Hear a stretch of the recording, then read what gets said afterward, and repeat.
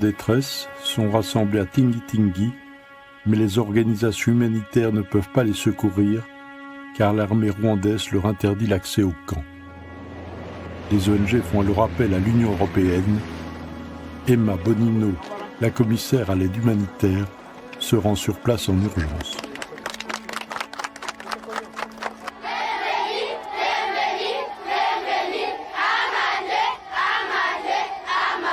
Plus de 3 mois de marche dans la forêt, dans la boue, sans abri, sans habits, sans médicaments et presque sans nourriture. Maman Bonino, si vous étiez tout près de cette forêt, vous auriez entendu beaucoup de pleurs des enfants qui, malgré la fatigue et la faim, devraient obligatoirement faire ce long trajet pour échapper à la mort atroce infligée même aux enfants par les océans. Maman Bonino, vous qui occupez une place importante au sein de l'Union européenne, nous vous prions de transmettre à qui de droit nos problèmes et nos souffrances ici à Tingi-Tingi. Maman Bonino, nous vous remercions de votre visite et attendons beaucoup de vous. Au revoir, Maman Bonino.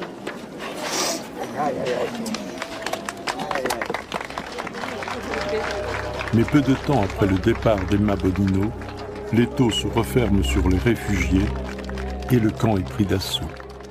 Beaucoup sont morts. Des milliers sont morts. Parce que des milliers ont été massacrés à Tingi-Tingi. Donc ce sont des vérités que certains potentats de l'époque ont tenté d'étouffer. L'ONU sait qu'on a massacré des réfugiés hutus rwandais sur le territoire congolais, donc en terre congolaise. Et donc l'ONU ne peut pas nous dire aujourd'hui qu'elle ne connaît pas. Parce que les HCR étaient ici à Kisangani. Mais comme le rapport de force à l'époque était en faveur du Rwanda, parce qu'il fallait balayer Mobutu après la guerre froide, eh bien, les gens se sont tus. Les gens se sont tus, ils n'ont rien fait. There's testimony from Congolese that record that bodies were gathered, were burned, buried to hide the evidence. But there's a very serious group of crimes that were committed south of Kisangani that I think have never been investigated to satisfaction. C'était des troupes rwandaises, mais qui avaient quelques petits leaders congolais pour essayer de congoliser la bataille, mais c'était des troupes rwandaises, on le sait, avec des commandants rwandais. James Kabarebe en personne était ici, et il y avait aussi celui qu'on appelait à l'époque le commandant Hippo, parce qu'on l'avait vu ici à Kisangani, dans certains petits bistrots ici, le commandant Hippo n'est autre que l'actuel Joseph Kabila. Et donc il était ici, les gens le voyaient, ils étaient là. Ils étaient au courant de ce massacre? Bien sûr que oui, rien ne se faisait sans eux. Ils savaient, ils étaient au courant de ces massacres. À la tête des forces armées de l'AFDL, un officier rwandais qui n'a pas 30 ans, James Kabarebe.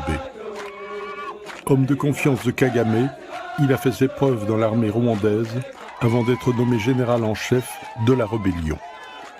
Kabarebe emmène dans son siège un autre jeune militaire et non des moindres, Joseph Kabila, le fils du chef rebelle, Laurent Désiré Kabila. Sur la route de Kisangani, les troupes rwandaises ont fini par rattraper plusieurs milliers de réfugiés qu'elles entassent dans un train pour forcer leur retour au Rwanda. Pour accueillir le convoi, on fait appel à des ONG. Mais les humanitaires découvrent un véritable désastre. Pour des centaines de réfugiés, le train n'est plus qu'un cercueil.